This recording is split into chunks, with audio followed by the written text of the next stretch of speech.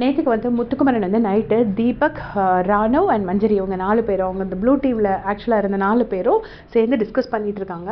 அப்போ வந்து முத்துக்குமரன் சொல்கிறாரு, நம்ம அவங்கள எப்படி போய் காப்பாற்றணும், நான் போயிட்டு ஜாக்லினை காப்பாற்றுறதுக்காக இப்போ விஷாலை உருட்டி விட்டேன், அருணை தள்ளி விட்டேன், இப்படி ஒன்றா நான் பண்ணினேன். ஆனால் அவங்க அந்த மாதிரி ஒரு ரகட் பிளே விளையாடவே இல்லை. ஜாக்லின் வந்து இங்கே உள்ள பிரிக்கை கொண்டு போய் அங்கே வச்சது, அங்கே உள்ள பிரிக்கை கொண்டு போய் இங்கே வச்சது, அவ்வளோதான் அப்படின்னு சொல்லிட்டு சொன்னாங்க.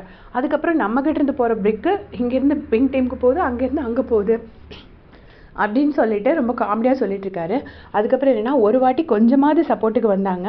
அண்ட் இந்த இதுலேயும் முத்து இவ்வளோ சண்டை போட்டுட்டு இருக்கும்போதும் ஜாக்லின் வந்து விஜய் விஷாலோட கால் எடுத்து விட்டுருப்பாங்க இல்லையா, விஜய் விஷால் இல்லை சாரி அருணோட கால் அப்படி தகுத்து விட்டுருப்பாங்க இல்லையா, அது கூட ஞாபகம் வச்சு சொல்கிறாரு. ஒரு இடத்துல கால் எடுத்து விட்டுச்சு ஜாக்லின், மற்றபடி எந்த இடத்துலையுமே ஒரு அக்ரெசிவ் பிளே விளையாண்டு அவங்க நம்மளை காப்பாற்றவே இல்லை.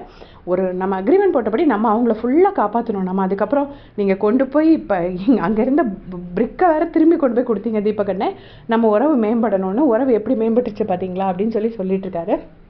அதுக்கப்புறமும் பார்த்தீங்கன்னா ஒன் டைமாவது சும்மையாச்சும் வந்தாங்க, இன்னொரு டைம் அவங்க வரவே இல்லை. ஜாக்லின் டீமில் என்ன சொல்லிட்டாங்க அப்படின்னா, 6 பேர் சேர்ந்து 3 பேர் அட்டாக் பண்ணுறது தப்பு.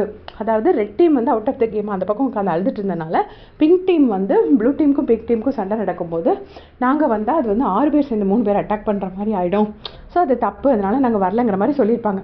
ஸோ அதை சொல்லிட்டு இருக்காரு. அவங்க ஒரு கேமை விளையாண்டுட்டாங்க அப்படின்னு சொல்லிட்டு முத்துக்குமரன் சொல்கிறாரு. சரி, எப்போ பேசுனதுபடியாவது பண்ணுங்கிறதா நம்ம இனிமேல் கேட்கணும் அப்படின்னு சொல்லி முத்து சொல்கிறாரு. எனக்கு தெரிஞ்சு முத்து அவங்கள நம்புறது வேஸ்ட்டு. இனிமேல் இந்த டீமுக்குள்ளே டீம் அப் பண்ணுறது எனக்கு தெரிஞ்சு இந்த ஸ்ட்ராட்டஜி கரெக்டாக ஒர்க் அவுட் ஆகாது. ஏன்னா அவ்வளோ ஈஸியாக அவங்க உடச்சிக்கிறாங்க, அவ்வளோதான். அது வந்து ஒர்க் அவுட் பண்ணாமல் இப்போ மார்னிங் அவங்க காப்பாற்றாமல் இருந்திருந்தாங்கன்னா அப்போவே ஜாக்லின் டீம் ஃபுல்லாக அவுட் ஆகிருக்கும்.